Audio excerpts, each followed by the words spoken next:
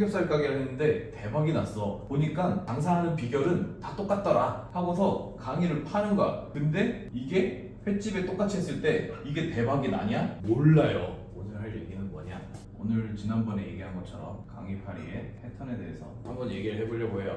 욕먹을 각오했습니다. 근데 뭐 사실 그렇게까지 욕먹을 일도 아닌 것 같아요. 여러분들이 뭔가를 배우려고 할 때 강의팔인지 아닌지 그게 되게 좀 궁금할 거잖아요. 저도 강의에다가 솔직히 얘기하면 한 몇천만 원 쓴 것 같아요. 저는 이제 몇천만 원 쓰면서 시행착오를 겪었지만 여러분들은 시행착오를 겪지 않길 바라는 마음으로 강의파리의 패턴에 대해서 한번 얘기를 해보려고 합니다. 여러분들한테 한번 그 얘기를 하고 싶어요. 수강생이 1000명이 있어요. 수강생이 1000명이 있는데 이 강의를 들어서 성공한 사람이 10명이에요.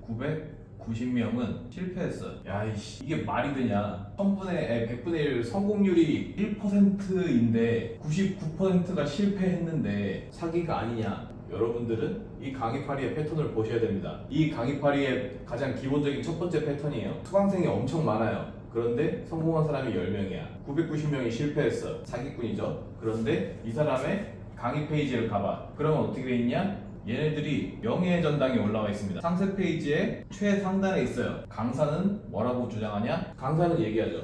얘네들을 봐라. 내 말을 들으면 성공한다. 이게 요즘 강의파리의 패턴입니다. 저는 이게 어긋나는 걸 본 적이 별로 없는 것 같아요. 물론 얘기를 다 하고 팔아먹었으면 오케이. 예를 들어 여기에 언급이 돼 있어. 난이도가 높다, 어렵다, 아무나 하지 마라, 이런 식으로 언급이 돼 있으면 그나마 이제 여기는 양심이라는 것이 조금은 남아있는 분들. 그런데 보통 양심이 없는 분들, 여기다가 어떤 문구를 쓰냐? 누구나 쉽게 원하는 아이디어, 꼭 이런 키워드를 집어넣더라고요. 저는 이 키워드를 너무 싫어합니다. 안 돼요. 솔직히 이 워딩 함부로 쓰는 거 저는 라고 생각합니다. 여러분들이 보셔야 될 거는 그거예요. 일단은 상세 페이지의 최상단에 명예의 전당이 있다. 그러면 의심하세요. 저는 의심하시라고 얘기하고 싶습니다. 이거 그거랑 똑같잖아요.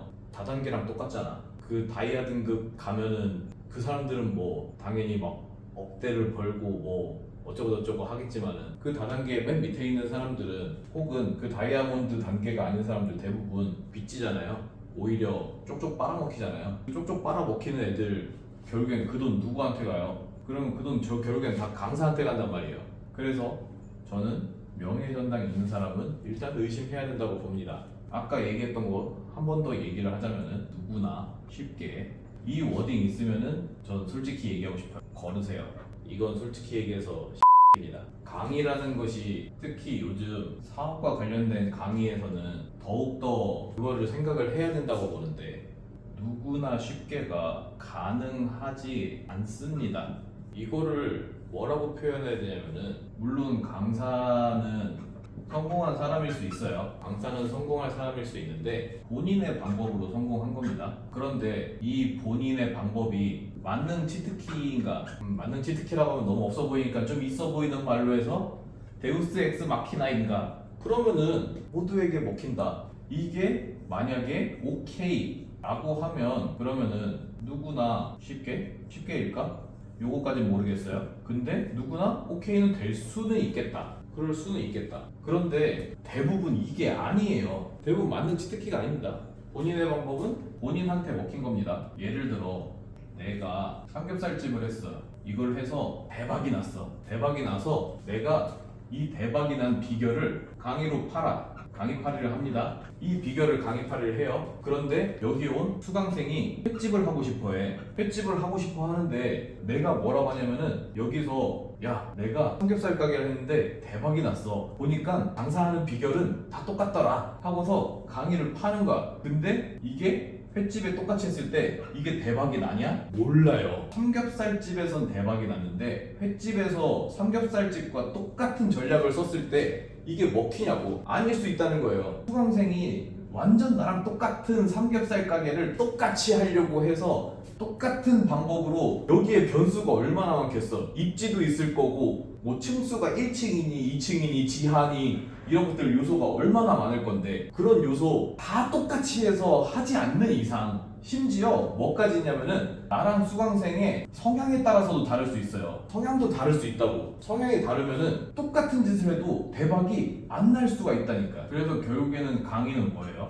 저는 솔직히 이런 마인드로 듣는 게 그나마 제일 속편해. 저 사람은 저런 방법을 썼네 라는 참고사항인 거예요. 그 이상이 없어요. 강사의 입장에서 수강생이 질문을 하는데 만약에 본질이 약하잖아요. 그러면은 대답을 못합니다. 대답을 못하고 얘는 보통 뭐라고 하냐? 자기 강의 내용을 앵무새처럼 반복해요. 아니 나는 이렇게 하니까 되던데 내가 알려준 내용은 이러한 내용이다. 아니 그건 강의 내용 봐서 알아요. 그런데 내 거에서 안 된다고요. 그럼 왜 안 되는지 같이 고민해 주셔야 되는 거 아닐까요? 라고 하면은 아니 근데 내가 하는 방법은 이렇게 하니까 되던데 얘네들이 시간 끌 수 있는 내용 뭐가 있겠어요?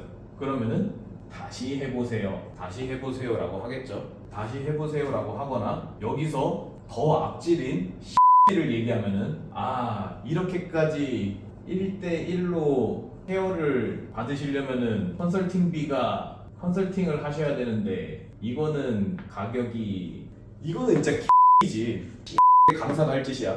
제발 강의 파일 이런 걸 이 영상을 볼 일은 없겠지만 이런 짓 좀 하지 않으셨으면 좋겠습니다. 수강생은 강사를 동아줄로 생각하고 오는 사람들이에요.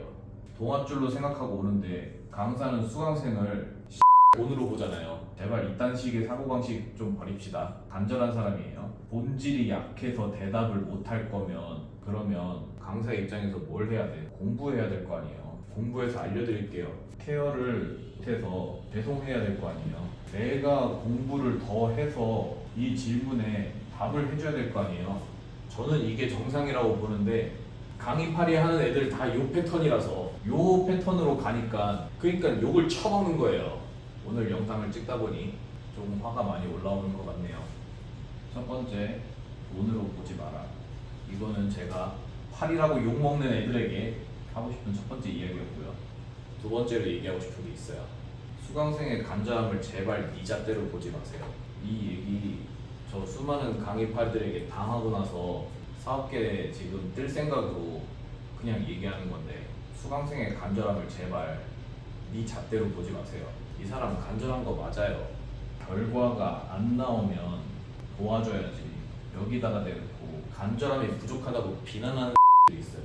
네가 뭔데 수강생의 간절함을 함부로 판단을 하는 건지 전 솔직히 이해가 전혀 가지 않습니다. 물론 강사가 옛날에 더 간절했을 수 있어요. 예를 들어 볼까요? 직장인이에요. 월급이 한 400돼. 그런데 부업으로 이제 사업체를 해서 얘는 부업으로 한 200 정도를 더 벌고 싶어 해요. 이런 직장인 수강생이 있어. 그런데 이 부업을 200을 벌려고 했는데 결과값이 50밖에 안 나왔어. 결과가 50밖에 안 나왔으면 얘는 200을 달성하고 싶을 거 아니에요. 여기에 대한 간절함이 이 사람대로의 크기가 있을 거라고. 그런데 강사의 입장에서 원래 월급이 빵원이었어. 심지어 빚이 있어. 빚이 뭐 얼마 있다고 할까? 빚이 한 5억 있어. 얘는 이 부업으로 하는 얘는 이게 전업이 되겠죠? 전업으로 해서 얘는 진짜 해야 되는 거였어. 그래서 얘는 이걸로 1000을 벌었어. 1000 벌었다고 하면 좀 그렇다. 더 높이자. 한 3000 정도를 벌었어. 전업으로 한 3000 정도를 벌어. 얘가 이 상태에서의 간절함이 있을 거예요. 그러면은 이 간절함은 위대한 간절함이고 이 간절함은 하찮은 간절함이에요?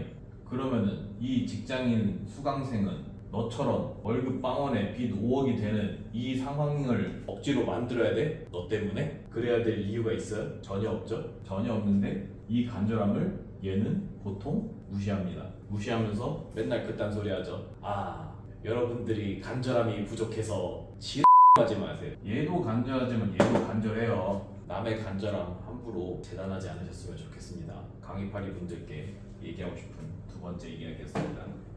이 간절함을 왜 얘기했냐? 아까 그 강사의 이야기로 들어왔을 때 전업으로 해서 3천을 벌었다고 했죠. 3천을 벌면은 얘는 보통 이걸 가지고 광고를 하죠. 마케팅을 할 거예요. 보통 그렇게 얘기하죠. N개월 만에 월 3천 달성. 비법 공개. 여러분도 할 수 있습니다.